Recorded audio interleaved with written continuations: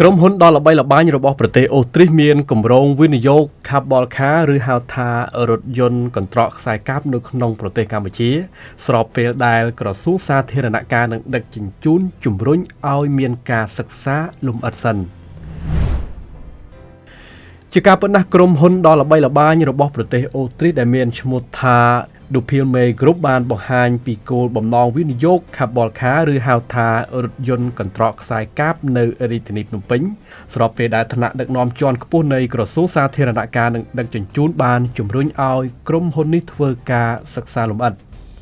ក្រុមហ៊ុន Dupilme Group នេះគឺជាក្រុមហ៊ុនមួយរបស់ប្រទេសអូទ្រីសដែលមានជំនាញរៀបចំផែនការអភិវឌ្ឍរចនាផលិតសាងសង់និងគាំទ្រគម្រោងការច្នៃតាក់ទងទៅនឹងការដឹកជញ្ជូនអ្នកដំណើរដោយប្រើកន្ត្រកខ្សែកាបឬភាសាអង់គ្លេសហៅថា Carbon Car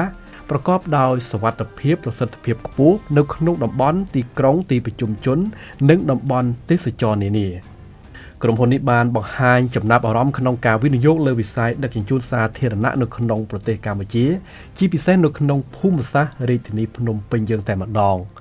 ព័ត៌មាននេះត្រូវបានលើកឡើងនៅក្នុងជំនួបជាលើកទី2រវាងឯកឧត្តមតូចច័ន្ទកុសលរដ្ឋលេខាធិការក្រសួងសាធារណការនិងដឹកជញ្ជូនជាមួយនឹងលោក Martin Ladner ដែលជាអ្នកគ្រប់គ្រងប្រចាំតំបន់នៃក្រុមហ៊ុន Dupilme Group កាលពីពេលថ្មីកន្លងទៅនេះនៅក្នុងជំនួបនេះឯកឧត្តមរដ្ឋលេខាធិការប្រចាំការបានផ្ដល់អនុសាសន៍ឲ្យក្រុមហ៊ុនរៀបចំឲ្យបានលម្អិតបន្ថែមទៀតតាក់ទងទៅនឹងសមត្ថភាពអត្ថប្រយោជន៍ជាពិសេសលក្ខណៈនៃគម្រោងកន្ត្រកខ្សែកាប Carbon Car នេះនិងលក្ខណៈពិសេសនៃគម្រោងកន្ត្រកខ្សែកាប Carbon Car របស់ក្រុមហ៊ុននៅក្នុងលក្ខខណ្ឌនៃប្រទេសកម្ពុជាបន្ទាប់ពីទទួលបានព័ត៌មានថ្មីដែលក្រសួងបានផ្ដល់ជូនហើយនោះបន្ទាប់មកនឹងធ្វើការស្នើសុំទៅឯកឧត្តមទេសរដ្ឋមន្ត្រី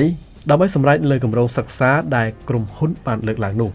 ជំនួបពិភាក្សានេះគឺធ្វើឡើងដើម្បីស្វែងយល់អំពីព័ត៌មានសម្រាប់គម្រោងការសិក្សានានាទាក់ទងទៅនឹងសេវាដឹកជញ្ជូនសាធារណៈសម្ដៅរួមចំណែកក្នុងការអភិវឌ្ឍវិស័យនេះឲ្យកាន់តែមានការរីកចម្រើនបន្ថែមទៀត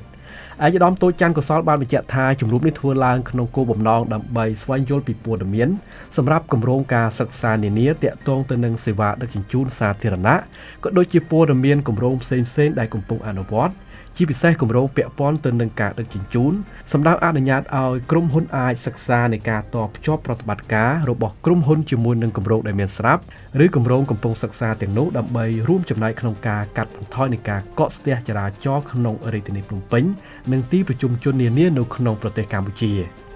លើពីនេះទៅទៀតឯកឧត្តមរដ្ឋលេខាធិការក៏បានបង្ហាញនៅគម្រោងសិក្សាមួយចំនួនដែលកំពុងតែស្ថិតនៅក្នុងដំណាក់កាលសិក្សានៅឡើយដែលក្នុងនោះមានដូចជាគម្រោងសាងសង់ផ្លូវដែកល្បឿនលឿន High Speed Train គម្រោងប្រព័ន្ធប្រតិបត្តិការរថភ្លើងស្វ័យប្រវត្តិដែលហៅកាត់ថា AGT គម្រោងសិក្សាផ្លូវរថភ្លើងក្រោមដី Subway និងការសិក្សាផ្លូវរថភ្លើងលើអាកាសដឹកអ្នកដំណើរធុនស្រាល Monorail ជាដើមបាទដូច្នេះបើសិនជាគម្រោងនេះធ្វើការសិក្សាចប់សពគ្រប់ជាពិសេសមានការឯកភាពពីរាជរដ្ឋាភិបាលនោះគឺរាជធានីភ្នំពេញយើងកាន់តែមានការរីកចម្រើនបន្ថែមទៀតហើយដោយសារតែមានទាំងផ្លូវអាកាសផងមានទាំងផ្លូវក្រោមដីផងហើយពេលនេះគឺមានគម្រោងបង្កើតជារថយន្តកន្ត្រកខ្សែកាបទៀតដែលងាយស្រួលក្នុងការធ្វើដំណើរពីព្រោះប្រើដោយខ្សែកាបហើយលឿនរហ័សទាន់ចិត្តផងដែរជាពិសេសកាត់បន្ថយនៃការកកស្ទះចរាចរណ៍ដែលរាជធានីភ្នំពេញបច្ចុប្បន្នកំពុងតែមានកំណើនយានយន្តយ៉ាងច្រើននោះដូច្នេះយើងសង្ឃឹមជឿជាក់ថានឹងអាចទទួលបានលទ្ធផលល្អប្រសើរនៅពេលដែលក្រុមហ៊ុនធ្វើការសិក្សាចប់សពគ្រប់នោះ